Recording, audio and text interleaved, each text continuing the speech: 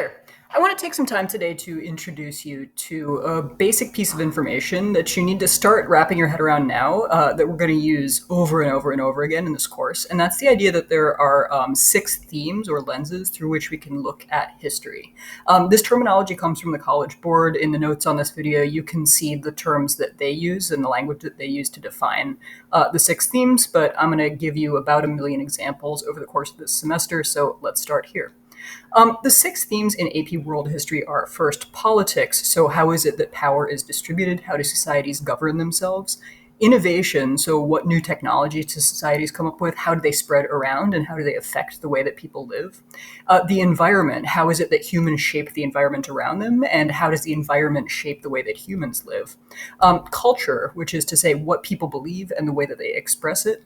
The economy. What do people make? How do they consume it? How do they work? How is labor distributed? And finally, social organization. So how are people grouped into tiers and ranked hierarchically or in egalitarian fashion? The acronym, the mnemonic that we use for those six themes is PIECES. I have spelled it out for you on this slide because I'm a nice person. Those are the six that you need to know. I'm going to walk through each of these six with a quick definition and some examples, and we will revisit this again in class in the first full week of school. So first, politics asks how people distribute power in society, and it covers questions like how leaders legitimate or justify their claim to rule, how they use that power, how states are built and expand and collapse, how they interact with each other, and the way that they kind of administer their internal business, doing the boring but really important stuff like tax collection and determining weights and measures. So a classic example of politics in action is imperialism, which we see really throughout world history, but especially kind of taking center stage in the late 18th, 19th, early 20th centuries. So what you see here is a map of the British Empire.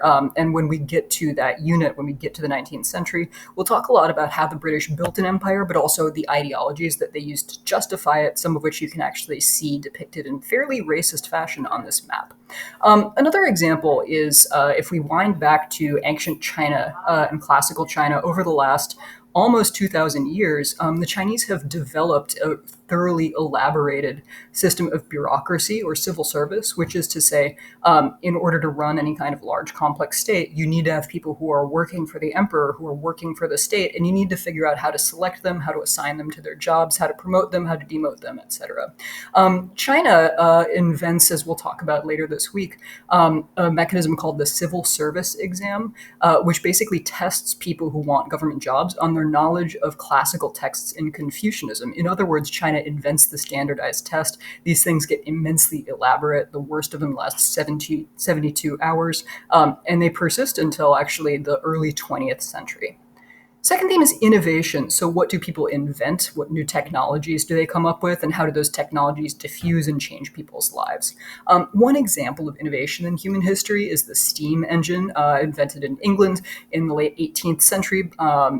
And which is one of the critical pieces of technology, which kicks off the Industrial Revolution, which does a lot to change the way that people live, where people live, how they work, gender relations within families, brings about a lot of child labor, and reshapes the environment in ways that you're starting to see the effects of now.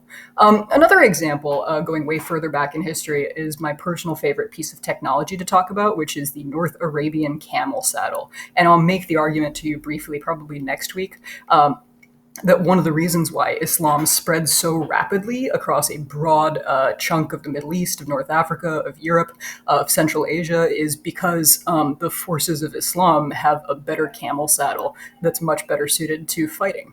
Third theme is environment, and that's, again, it's important to remember, a two-way street. Today, we're really used to thinking about the ways in which humans influence their environment, but we also need to be attentive to the ways in which the environment shapes human patterns of behavior. So an example of that second half of the environment theme is a pattern known as the monsoon winds in the Indian Ocean. Long ago, people figure out through careful observation that the pattern of winds in the Indian Ocean blows one way for half the year and the opposite direction for the other half of the year. And what this leads to is the creation of a really well integrated trade network across the Indian Ocean that's really the world's most important and most sort of culturally, socially, economically integrated area across this sea routes rather than land routes for much of classical, post-classical, and early modern history.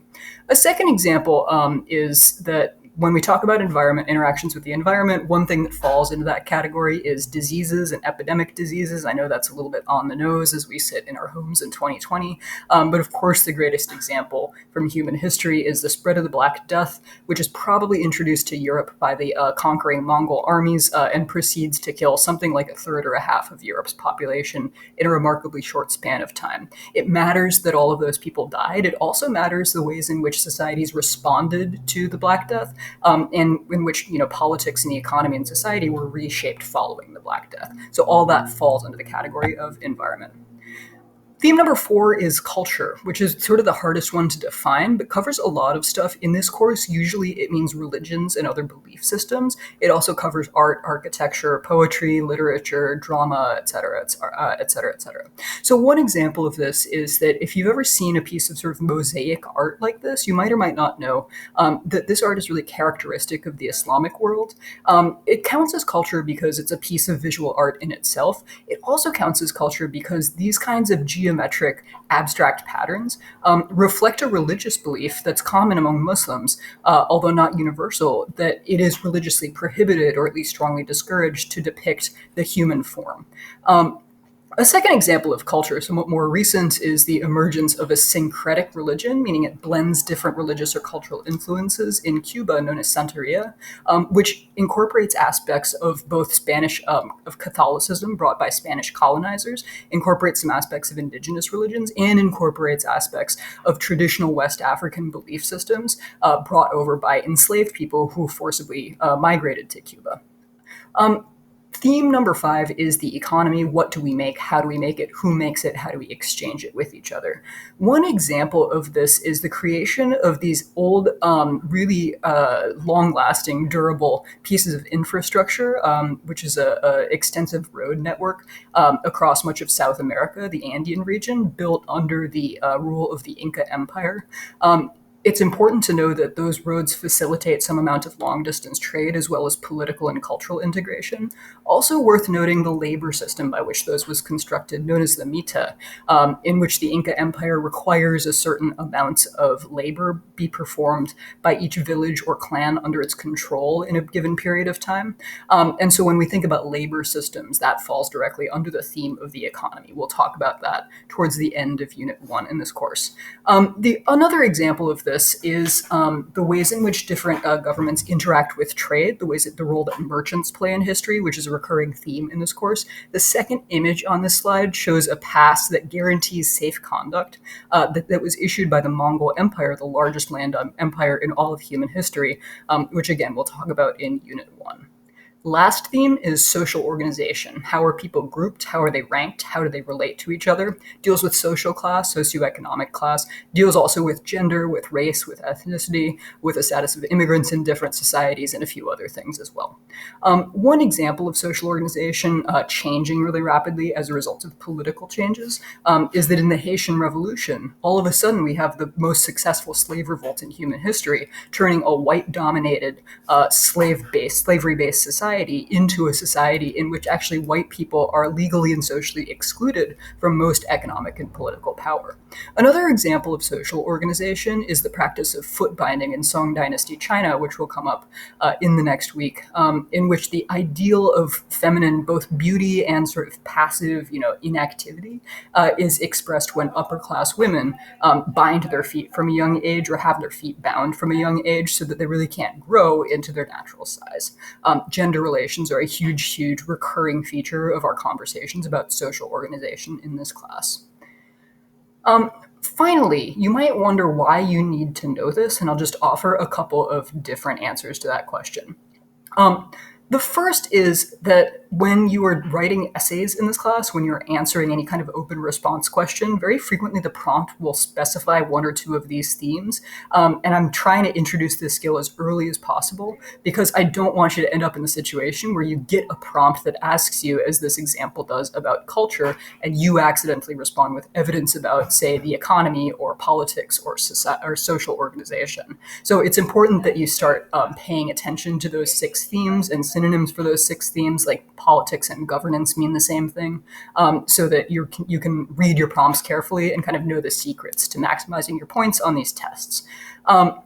Second is that a really crucial skill in this class is comparison. You need to be able to talk about similarities and differences. And so one way to take two really big concepts or events or themes or whatever and compare them with each other is to use those six themes to narrow it down, right? So I might, if I'm asked to compare Qing China and the Ottoman Empire, which are these two great empires that we'll talk about in this course, I might use those themes to make a more nuanced thesis where I talk about cultural similarities, but also social differences. Finally, just more generally, I think there's a bias in the sort of classical Western teaching of history towards the political aspect of history, right? And if you ask anybody who's like a generation or two older than you, they're pretty likely to say that what they learned in history class was wars, kings, revolutions, and other political events. But that stuff doesn't necessarily constitute the only or even the most important determinant of the way that most people live throughout time.